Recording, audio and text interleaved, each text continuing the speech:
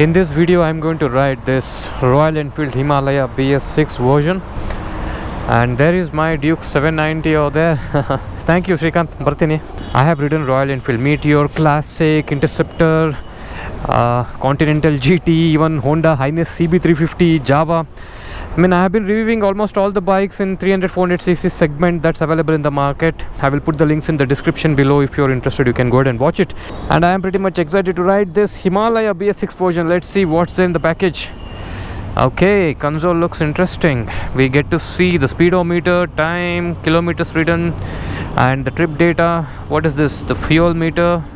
I don't know what this is, and this is the RPM meter. There are so many other icons over here. This is the battery, ABS. Let's turn on the mission. Oh,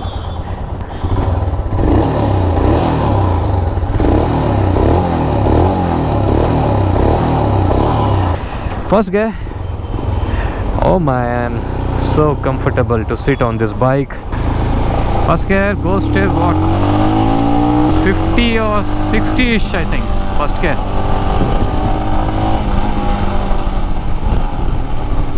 See, while I'm riding, I don't even feel the weight of this bike, and the seating posture is so comfortable up front. I like the way they have placed this handlebar, raised handlebars. Very comfortable to ride. Man, your body doesn't go through any pressure points while riding this bike. It's so relaxed, so comfortable. Almost all Royal Enfield bikes do a great job in lower revs, but that initial throttle response, that pull, is not there. You know, it's kind of a linear power delivery. That is what I have observed. That's okay, man. This bike is for touring purpose, for off-road. I used to have very bad impression on Royal Enfield, but after riding these BS6 variants, almost all Royal Enfield bikes, my perception and my opinion has been changed on these Royal Enfield machines. I'm so happy that Indian brand is able to manufacture such nice machines. This windshield is doing a good job, not going through any wind blast. So let me try at 80-100. I think this is the best tourer and adventure bike that's available in the market for that price range.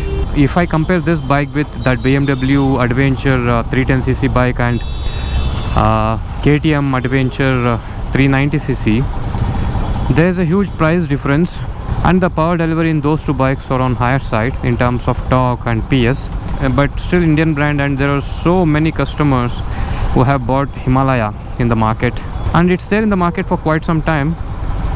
It's a good thing. And one more thing is the comfortable cruising speed almost in all Royal Enfield bikes is around 80 to 90, man.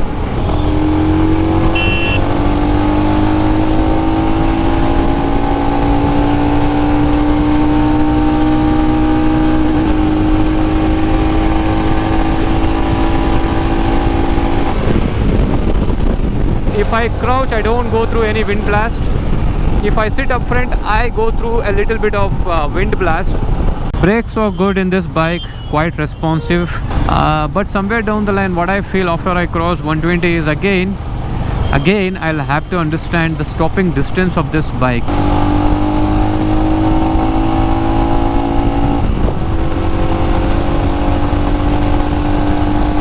The mirrors in this bike, in the other Royal Enfield bikes, are all similar, I think, in the same shape. Visibility in this mirror is okay. I like the design of Royal Enfield Himalaya. I like this console. This gives enough information for you to go on long ride for anywhere.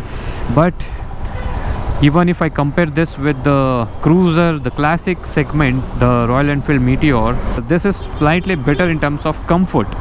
The tank is slim, it's not huge, and they've done a good job on this BS6 variant, and I have not noticed any vibrations at all. That's the good part.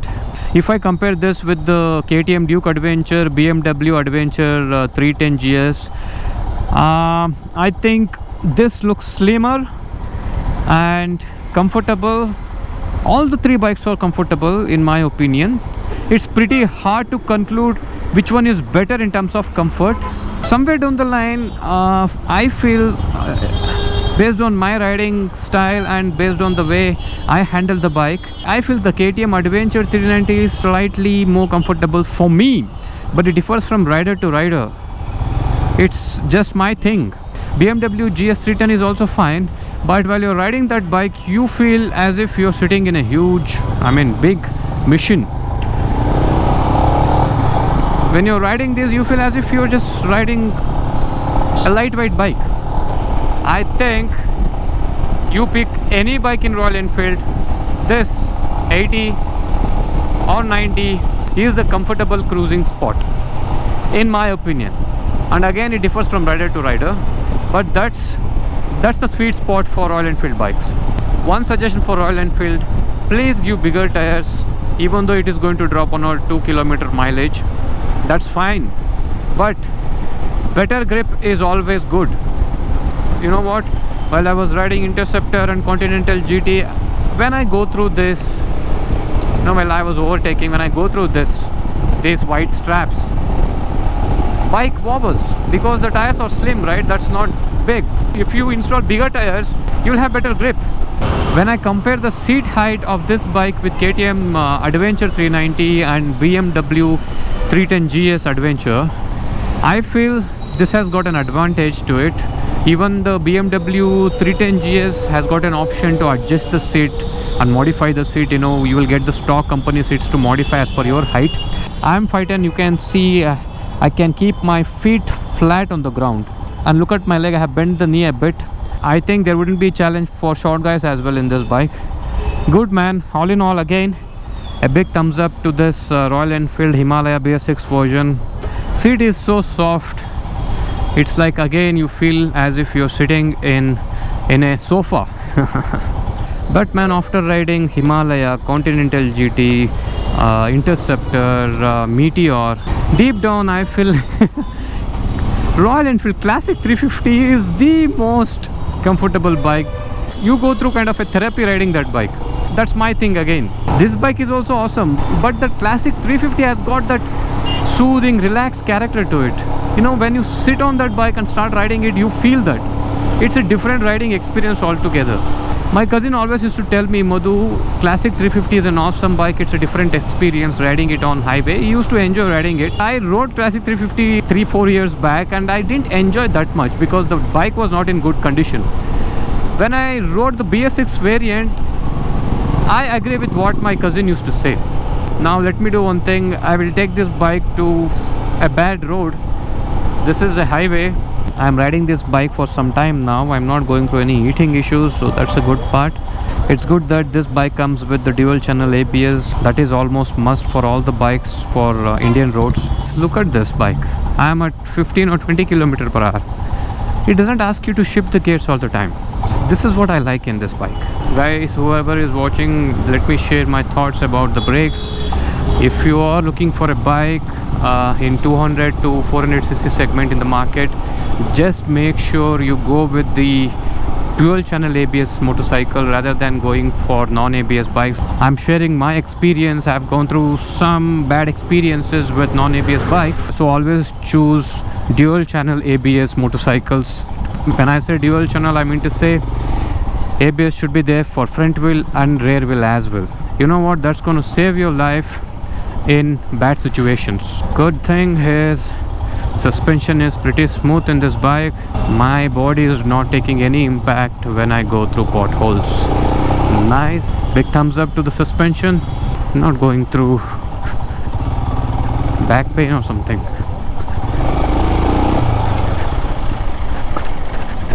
Nice, nice. Nice suspension. Awesome.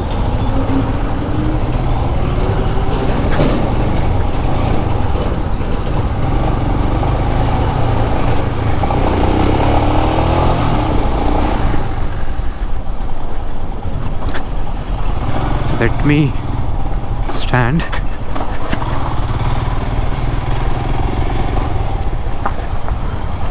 Oh my god, it's so comfortable. Very nice, very nice. Awesome guys, awesome suspension setup in this bike. I think there is no option to adjust the suspension, but still the stock suspension is awesome. So let me stand again.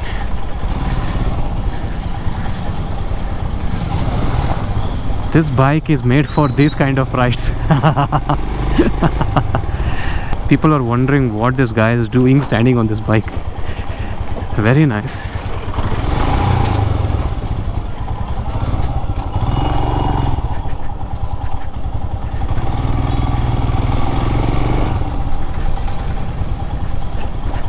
So it's very comfortable to do saddling in this bike. Now let me take a U-turn and go back to the showroom. Superb bike, an awesome riding experience I'm going through with this bike. Again, let me stand. You get that confidence while you're standing and riding this bike. Nice. However, what I felt after riding KTM Adventure 390 and BMW 310 GS, that adventure BMW, the suspension setup in BMW 310 is good. That Adventure 310 I'm referring to. When I was riding KTM Adventure 390, I was feeling as if I'm sitting in a commanding position. I think when we compare the suspension in all these three bikes, I felt the BMW 310 GS Adventure bike has got the upper hand. This is also awesome. But however, from the pricing standpoint, that BMW 310 GS Adventure bike is around 3,50,000 to 3,75,000. I have forgotten. I will put that somewhere over here. And the KTM Adventure 390's on-road price in Bengaluru is around close to 4 lakhs. But you don't get an adventure bike, a 400cc adventure bike for this price in India.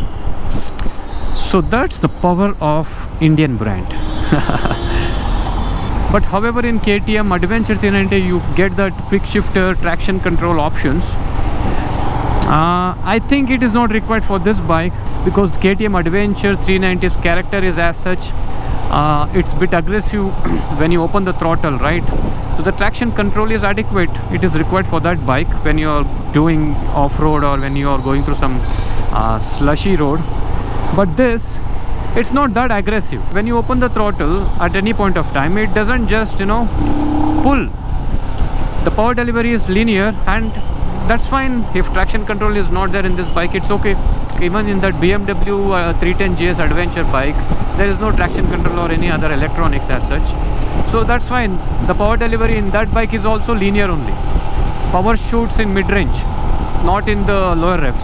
Only in KTM Adventure 390 you feel that aggression, in the lower revs. So suddenly it pulls. So that is where they have given the traction control option. You can turn it on or turn it off. This is more than enough for Indian roads for off-roading, guys. If you have more money, you can go for Tiger or whichever bike that's available in the market or whichever you like. If you're not a big fan of top speeds, if you're not a big fan of that initial throttle response and all that, if you want to go through a relaxed riding experience, this is the bike for you. Let me see you in the showroom. The tire that we get with this bike is 120 section tire, CA tire. The design of this bike is just awesome. Unique design. I like this black treatment for this engine part, and the whitish color over here, and in some other parts like the mudguards. I really like this. Bike looks strong and sturdy. Even you feel the same while you're riding it. Royal Enfield doing great job, guys. By the way, Srikanth is my buddy. We rode together on my Duke 790 and he really liked it. How was the riding experience on Duke 790? Chanaita? Super. Awesome, really. That day night I can't reach it. Malkila night? Seriously, I was thinking Ade mind alita. So he's so happy and he's saying he wasn't able to sleep whole night. He was just thinking about that feel, going through the same feeling. Okay. Second, what's the on-road price of this Himalaya? The base variant? 2,50,000. It 2,50,000. Value for money. That's the advantage of Indian brand. What's the top variant price? 2,56,000. Only 6,000 rupees difference between the base and top. Just we get some color combination, right? Okay, we get 3 years warranty, 2 years extended warranty option to buy. 1 year roadside assistance. 6 months is the service interval, right? Yeah. Or 5,000 kilometer. 5,000. Every 5,000 kilometers you have to change the engine. And how about the estimated service cost? 1,500, 4,000 will become. 3,500 to 4,000. Okay. Once in a year, we'll have to spend around 5,000 rupees, right? For the general checkup and oil change and all that. If something goes wrong with the spare parts, that's additional cost. Yes, sir. That is Okay. Hey, my riding experience is like awesome with this bike. I liked this bike really. For this budget, 2.5 lakhs, 400cc bike, value for money. Done, Srikanth. Thank you very much, sir, for your explanation. Shall we go on a ride again? Will you come with me? You lost one earpiece, right? See, in the last set, what he did, that what do we call it? That Bluetooth earpiece was over here, right? It just flew when we were riding it, and it got stuck somewhere here in the foot peg, and it was broken. Done, Srikanth. Thank you, ತುಂಬಾನೇ thank you very much for your time. ನಾನು ಬರ್ತೀನಿ, ಪಕ್ಕ ಒಂದು ತೊಗೊಳ್ಳೇಬೇಕು ನಾನು, ಅದಕ್ಕೆ ಇಷ್ಟೊಂದು ಓಡಿಸ್ತಿರೋದು.